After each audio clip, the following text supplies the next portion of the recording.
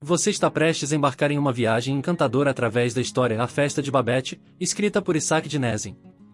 Prepare-se para ser envolvido por uma trama rica em detalhes, sabores e lições sobre a graça. Vamos começar essa jornada extraordinária juntos. Audiobook em Maravilhosa Graça. Autor em Philip Yancey. Parte 1. Como é doce ouvir. Capítulo 1. Em A Festa de Babette, em uma história. Karen Blichen, dinamarquesa de nascimento, casou-se com um barão e passou os anos de 1914 a 31 administrando uma plantação de café na África Britânica, no leste. Seu livro Out of Africa fala daqueles anos. Depois de um divórcio, ela voltou à Dinamarca e começou a escrever em inglês com o pseudônimo Isaac Dinesen. Uma de suas histórias, A Festa de Babette, tornou-se um clássico respeitado depois de ser transformado em filme na década de 80. Dinesen situou sua história na Noruega, mas os cineastas dinamarqueses mudaram o local para uma pobre aldeia de pescadores no litoral da Dinamarca, uma localidade de ruas lamacentas e cabanas cobertas de palha. Neste ambiente triste, o ministro de barbas brancas liderava um grupo de crentes de uma austera seita luterana. Os poucos prazeres mundanos que pudessem tentar um camponês em Norrivosborg eram condenados por essa seita. Todos usavam roupas pretas. Sua alimentação consistia em bacalhau cozido e uma papa feita de pão escaldado em água enriquecida com um borrifo de cerveja. Aos sábados, o grupo se reunia e cantava hinos a respeito de Jerusalém, meu lar feliz, nome sempre querido para mim. Eles haviam direcionado suas bússolas para a Nova Jerusalém, e a vida na terra era apenas tolerada como um meio de chegar lá. O velho pastor, um viúvo, tinha duas filhas adolescentes, Martine, chamada assim por causa de Martinho Lutero, e Felipa, por causa do discípulo de Lutero, Philip Melanchthon. Os habitantes da vila costumavam ir à igreja apenas para deliciar seus olhos olhando para as duas, cuja radiante beleza não podia ser ocultada, apesar dos melhores esforços das duas irmãs. Martine captou os olhares de um jovem e arrojado oficial da cavalaria. Quando ela obstinadamente resistiu às suas investidas, afinal, quem cuidaria de seu velho pai? Ele foi embora para se casar com uma dama de companhia da rainha Sofia. Além de ser muito bela, Felipa também possuía a voz de um rouxinol. Quando ela cantava a respeito de Jerusalém, visões reluzentes da cidade celestial pareciam surgir. E aconteceu que Felipa conheceu o mais famoso cantor de ópera daquele tempo, o francês Achille Papin, que estava passando uns dias no litoral por causa da saúde. Enquanto caminhava pelos poeirentos caminhos de uma cidade atrasada, Papin ouviu, para sua grande admiração, uma voz digna da Grand Opera de Paris. Deixe-me ensiná-la a cantar de maneira certa, ele insistiu com Felipa, e toda a França vai cair a seus pés. A realeza vai fazer fila para conhecê-la, e você vai andar de carruagem puxada por cavalos para jantar no magnífico café anglais. Lisonjeada, Felipa consentiu em tomar algumas lições, mas apenas algumas. Cantar a respeito do amor fê-la ficar nervosa, a agitação dentro dela a perturbou mais ainda e, quando uma área de Dom Giovanni acabou com ela sendo enlaçada pelos braços de Papin, os lábios dele roçando os seus, ela soube, sem a menor sombra de dúvida, que estes novos prazeres tinham de ser abandonados. Seu pai escreveu um bilhete desistindo de todas as futuras lições, e Achille Papin voltou a Paris, tão triste como se tivesse perdido um bilhete de loteria premiado.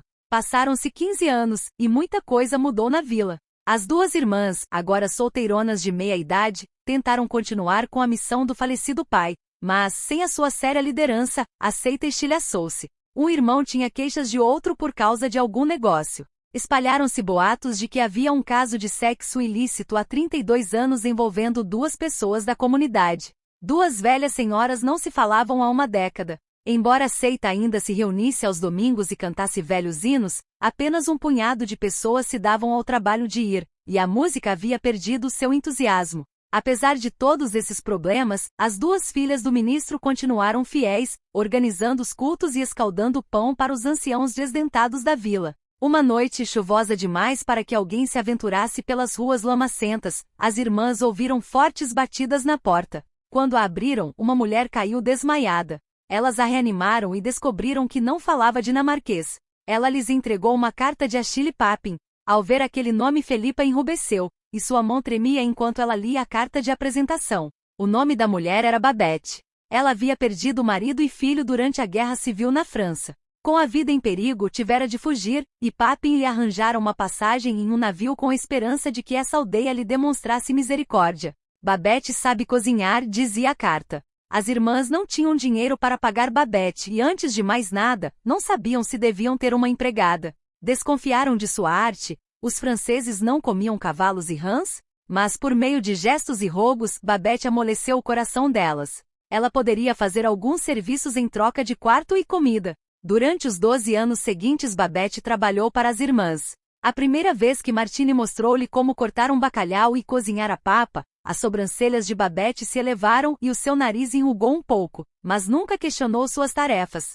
Ela alimentava os pobres na cidade e assumiu todas as tarefas domésticas. Até ajudava nos cultos de domingo. Todos tinham de concordar que Babette trouxe nova vida à estagnada comunidade. Uma vez que Babette nunca se referia ao seu passado na França, foi uma grande surpresa para Martini e Felipa quando, um dia, depois de 12 anos, ela recebeu a primeira carta. Babette a leu, viu as irmãs de olhos arregalados e anunciou de maneira natural que uma coisa maravilhosa lhe havia acontecido. Todos os anos um amigo em Paris renovava o número de Babette na loteria francesa. Nesse ano, o seu bilhete fora premiado.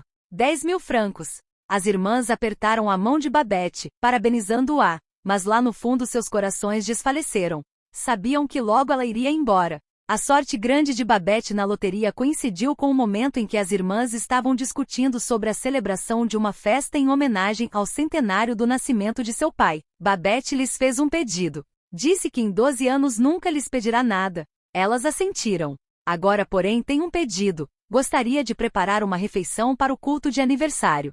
Quero cozinhar uma verdadeira refeição francesa. Embora as irmãs tivessem sérias dúvidas a respeito desse plano, Babette, sem nenhuma sombra de dúvida, estava certa de que nunca havia pedido nenhum favor em 12 anos. Que escolha elas tinham a não ser concordar? Quando o dinheiro chegou da França, Babette fez uma rápida viagem para providenciar os arranjos para o jantar. Nas semanas que se seguiram à sua volta, os habitantes de Norre-Vosborg foram surpreendidos com a visão de vários barcos ancorados descarregando provisões para a cozinha de Babette. Trabalhadores empurravam carrinhos de mão cheios de gaiolas com pequenas aves, caixas de champanhe e vinho logo se seguiram. A cabeça inteira de uma vaca, vegetais frescos, trufas, fazões, presunto, estranhas criaturas que viviam no mar, uma imensa tartaruga ainda viva mexendo a cabeça como a de uma cobra de um lado para o outro. Tudo isso acabava na cozinha das irmãs agora firmemente dirigida por Babette. Martini e Felipa, alarmadas com os preparativos que mais pareciam de bruxa,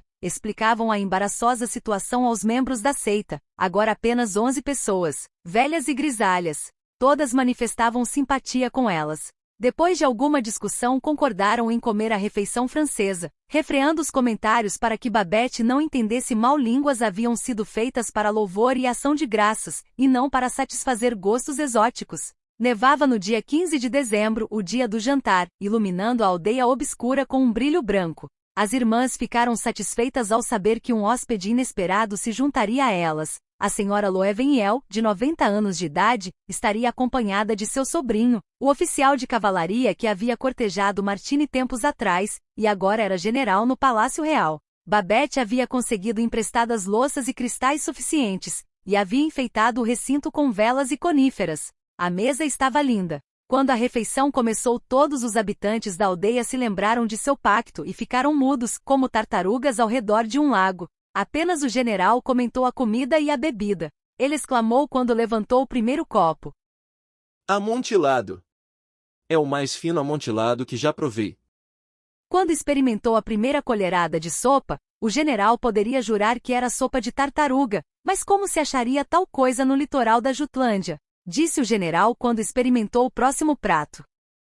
Incrível. É blinis demidov. Todos os outros convivas, as faces franzidas por profundas rugas, estavam comendo as mesmas delicadezas raras sem nenhuma expressão ou comentários. Quando o general entusiasmado elogiou o champanhe, um Veuve Clicquot 1860, Babette ordenou ao seu ajudante de cozinha que mantivesse o copo do general cheio o tempo todo. Apenas ele parecia apreciar o que estava diante dele. Embora ninguém mais falasse a respeito da comida ou da bebida, gradualmente o banquete operou um efeito mágico sobre os habitantes da aldeia. O seu sangue esquentou. Suas línguas se soltaram.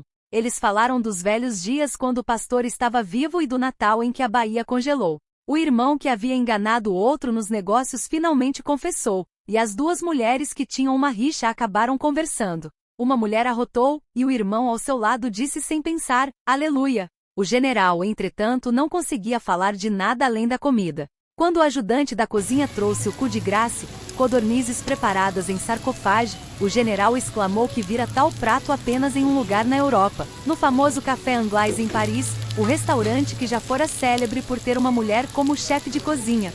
Cheio de vinho, o apetite satisfeito, incapaz de se conter, o general levantou-se para fazer um discurso. Ele começou.